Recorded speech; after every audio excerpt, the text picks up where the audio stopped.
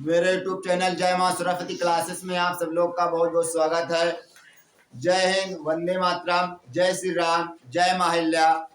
मेरे चैनल को like, subscribe, share और कमेंट करना न भूलें।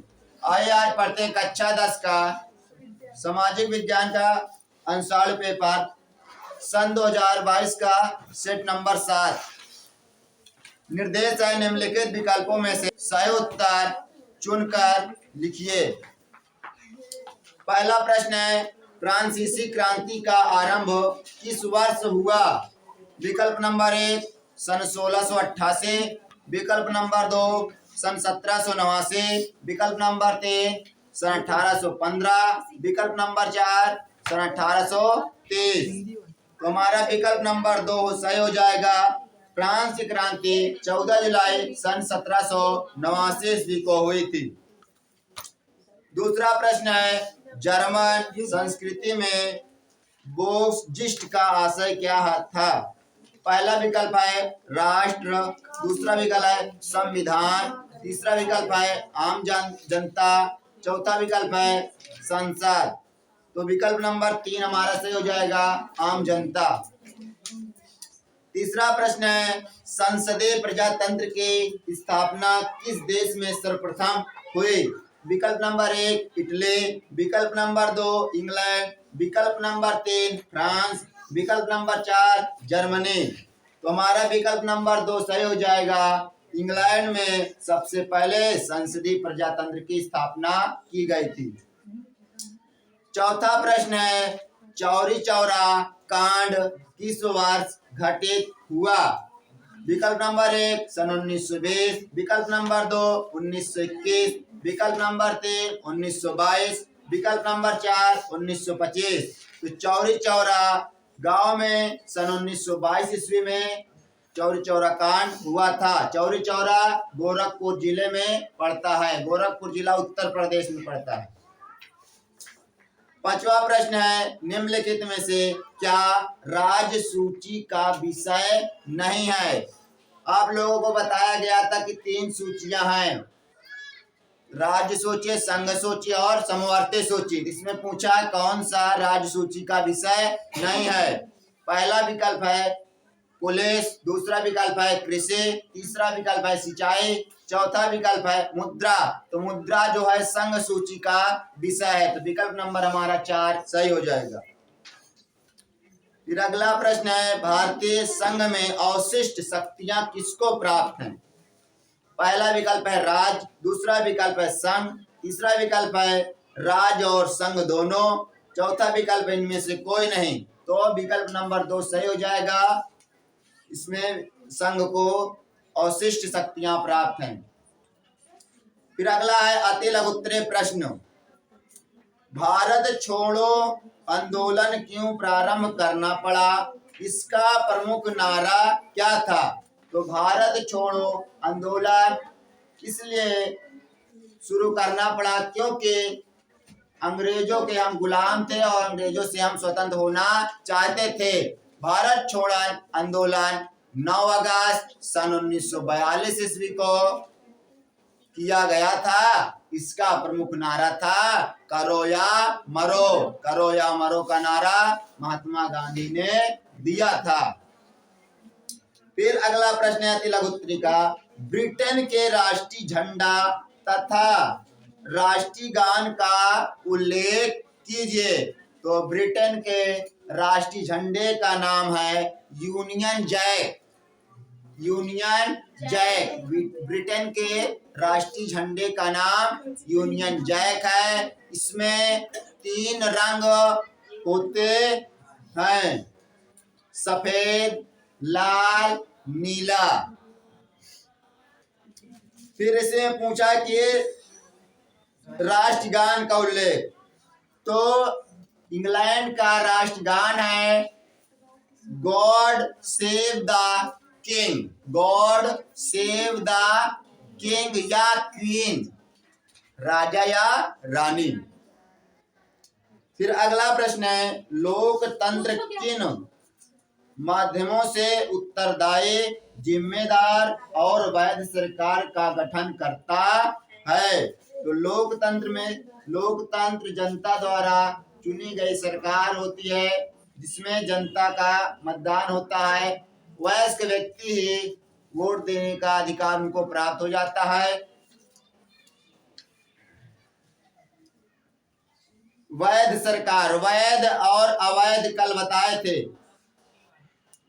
वैध मत और अवैध मत, जैसे कल एग्जाम्पल बताए थे, 400 रुपए का ले 400 मताधिकारों को लेकर के मतदाता लोग को लेकर 400 बताया था ना, कि अगर 400 वोटर लिस्ट में गांव में किसी गांव में नाम है, अगर उसमें से केवल 300 व्यक्ति वोट डालते हैं तो पहले वोट डालेंगे 300, लेकिन जो बोलते हैं कि अनबैलेट हो गई वो वोट, तो होता है अवैध। अवैध पर गणना नहीं की जाती, बल्कि वैध मतों पर गणना की जाती है। वैध मतों पर जीत और हार की गणना की जाती है।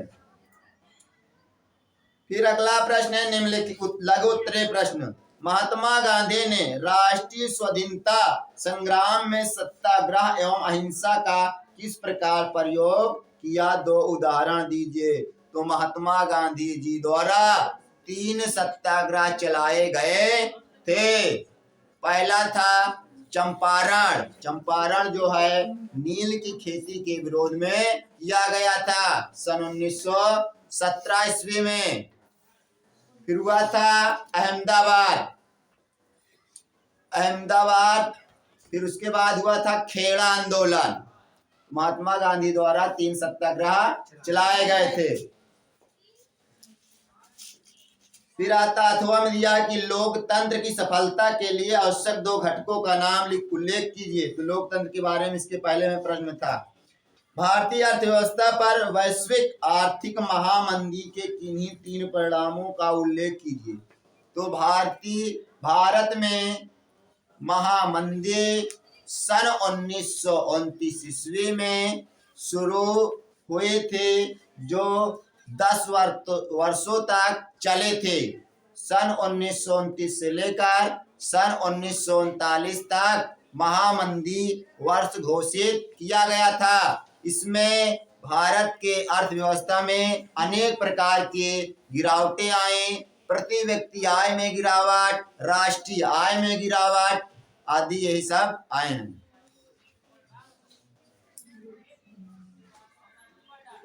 फिर 8वां प्रश्न है भारतीय संघवाद एक अर्धसंघी ढांचा, इसकी पुष्टि किन्हीं कारकों को ले।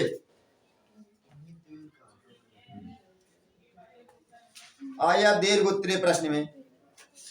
यूरोप में राष्ट्रवाद के उदय में जर्मनी एवं इटली के एकीकरण का योगदान बताइए। तो यूरोप में राष्ट्रवाद में जर्मनी का एकीकरण के मुख्य भूमिका ऑटो वान बिस्मार्क ने निभाई थे, तथा इटली के एकीकरण की प्रमुख भूमिका गैरिबाल्डी ने अदा किए थे। इसमें जर्मनी में जो अलग अलग टुकड़ों में राज बटे थे, उसको एकत्रित करने का काम बिस्मार्क ने किया था, और इटली में जो अलग अलग राज्य बिखरे हुए थे, उनको एकत्रित करने का श्रेय गैरिबाल्डी को माना जाता है। उन्होंने सबको किसी तरह एकत्रित करके इटली को एकत्रित किया। फिर अगला प्रश्न है वैश्विक महामंदी। फिर वही महामंदी इसके पीछे भी बताया जा चुका है। भारतीय संविधान की संघात्मक विशेषताओं का उल्लेख कीजिए। आपातकाल में यह किस प्रकार एकात्मक हो जाता है। तो भारतीय संविधान में केंद्र और राज्य सरकार और अनेक और निम्न न्यायालयों का उल्लेख है। और भारत में वर्तमान समय में एक सुप्रीम या उच्च न्यायालय, उच्चतम न्यायालय और 25 उच्च न्यायालय हैं। वर्तमान समय में भारत में 25 उच्च न्यायालय हैं।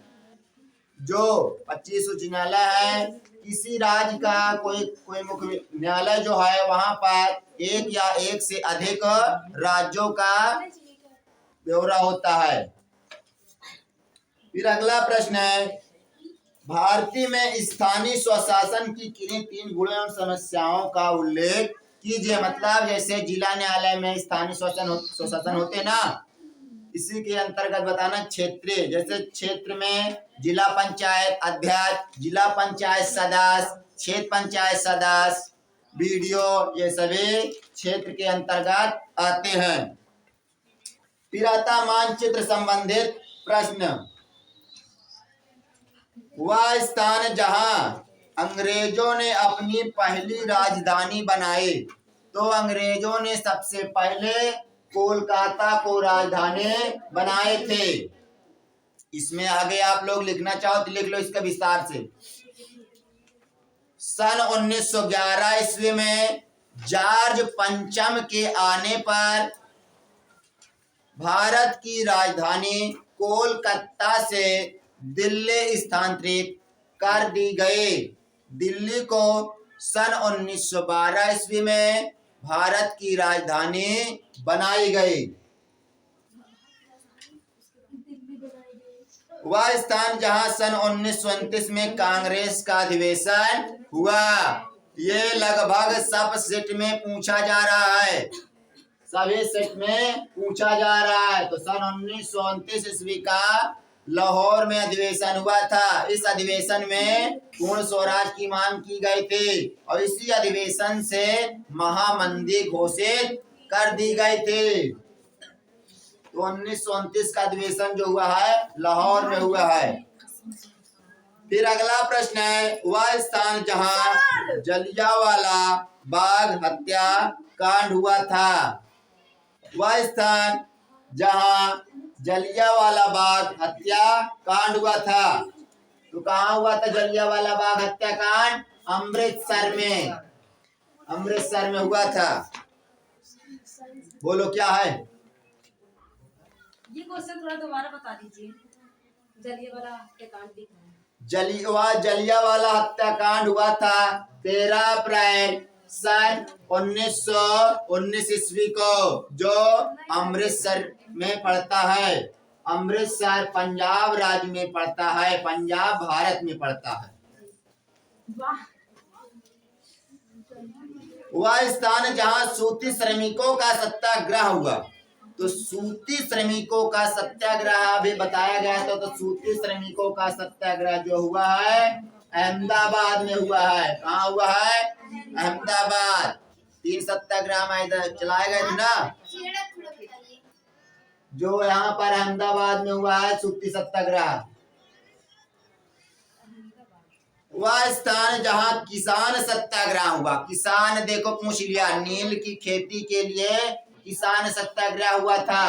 तो नील की खेती के लिए किसान सत्याग्रह जो हुआ था, कहाँ हुआ था? चंपारण। चंपारण कहाँ पड़ता है? बिहार राज्य में।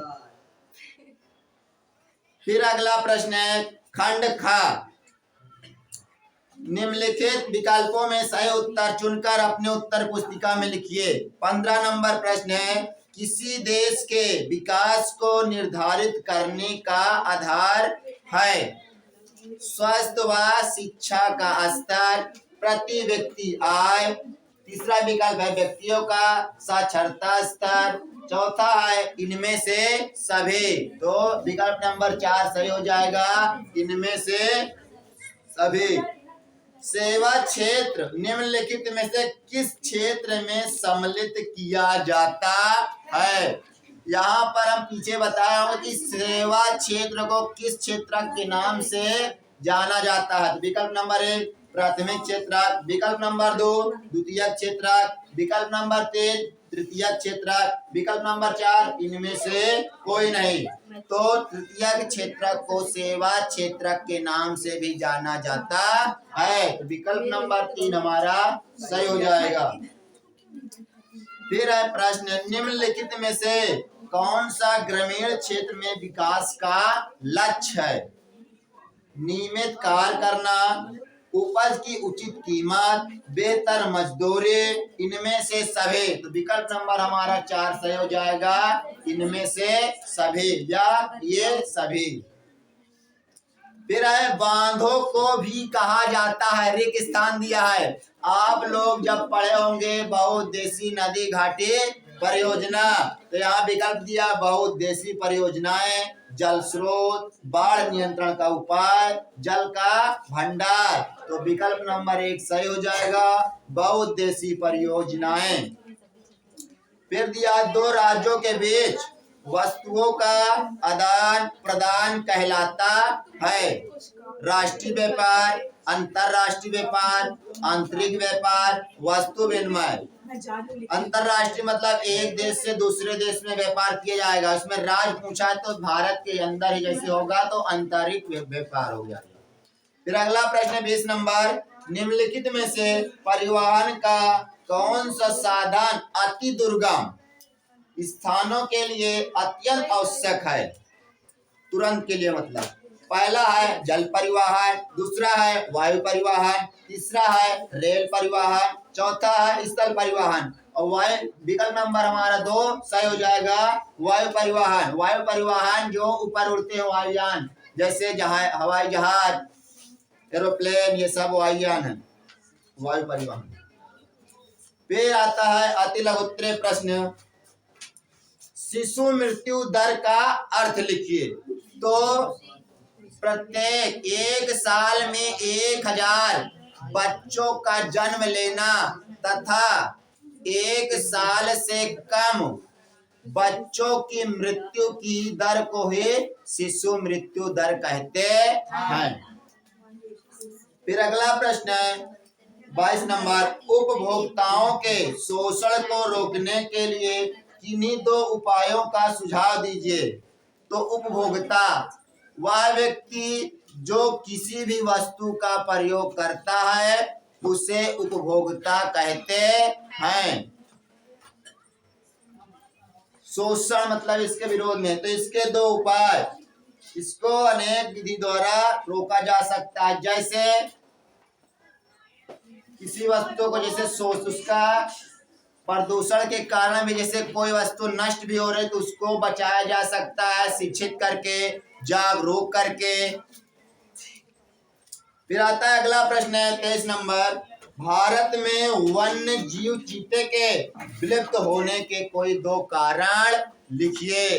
तो भारत में वन्य जीव चीते निम्न कारण से विलुप्त हो रहे हैं। पहला कारण जनसंख्या वृद्धि। जनसंख्या वृद्धि इसलिए है क्योंकि जनसंख्या वृद्धि हो गई तो जंगल काटे जा रहे हैं। जंगल काटे जाने से चीते, अनेक प्रकार के जीव जंतु धीरे धीरे खत्म हो रहे हैं।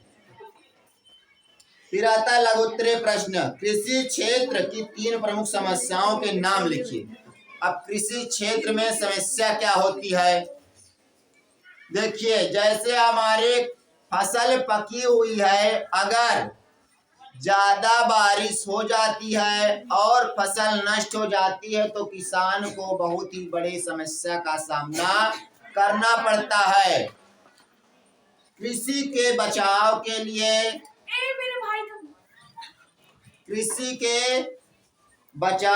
लिए अनेक प्रकार के कटीले तार भी मेड़ों पर लगाए जाते हैं। फिर अथवा दिया वैश्वीकरण से आप क्या समझते हैं? तो अनेक प्रकार के औद्योगिक धंधे ही वैश्वीकरण कहलाता है। ऊर्जा के परंपरागत तथा गैर परंपरागत स्रोतों में अंतर स्पष्ट कीजिए। तो ऊर्जा के परंपरागत स्रोत जैसे कोयला, पेट्रोलियम, डीजल, यही सब आते। पेट्रोलियम के अंतर्गत डीजल, पेट्रोल सब आ जाएगा, तेल वाले सब सामान। फिर पूछा भारत में लौह अयस्क की अथवा में है, भारत में लौह अयस्क की 3 पेटियों के नाम लिखे। आइए पर करते हैं अगला दीर्घ उत्तरीय प्रश्न, भू संसाधन का अर्थ लिखिए। भू मतलब पृथ्वी। एक संसाधन के रूप में भूमि का उपयोग किन उद्देश्यों के लिए किया जाता है, व्याख्या कीजिए। इसको आप लोग को बताया गया है, आराम से कर लीजिएगा। फिर अगला प्रश्न, अथवा में भारत की मुख्य फसलों पर एक टिप्पणी लिखिए। इसको भी लिख लेंगे आप लोग। फिर अगला प्रश्न, संगठित तथा संगठित कार्य क्षेत्र में अंतर। इसको भी पीछे वाले सेट में बताया जा चुका है। आइए मानचित्र वाला कर लेते हैं। हिमालयन यव पाए जाने वाले किसी एक प्रदेश का नाम लिखिए। देखिए यहाँ पर हिमालय वन यव जो होते हैं एक औषधि होती है, एक औषधि वाला वृक्ष होता है। इससे औषधि बनाई जाती है जिससे अनेक उपचारों के लिए इसका प्रयोग किया जाता है। तो सबसे ज्यादा हिमाचल प्रदेश में पाए जाते हैं ये वृक्ष। ये सदाबहार वृक्ष होते हैं, इसको सदाबहार वृक्ष के नाम से जानते हैं, जो हिमाचल प्रदेश में पाया जाता है। फिर अगला प्रश्न है, कॉफी की खेती करने वाले किसी एक राज्य का नाम लिखे। तो सबसे ज्यादा भारत में कॉफी की खेती कर्नाटक राज्य में की जाती है। कर्नाटक राज्य बताए थे। असम में सबसे ज्यादा चाय की खेती की जाती है।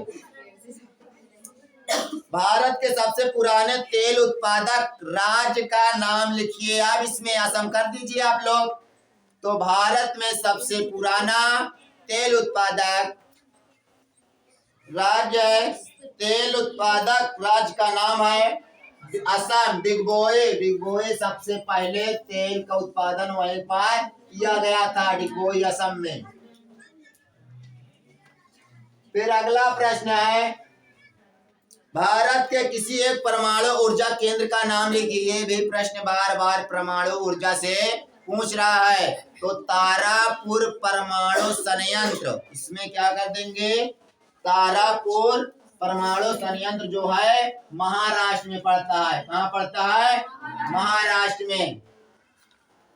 फिर अगला प्रश्न है, मुंबई नगर चिन्ह सहित, अब मुंबई को दर्शाना है मानचित्र में। मुंबई हमको पता होना चाहिए कि मुंबई महाराष्ट्र में पड़ती है और मुंबई एकदम समुद्र के किनारे है। ठीक, ये साइड में मुंबई है।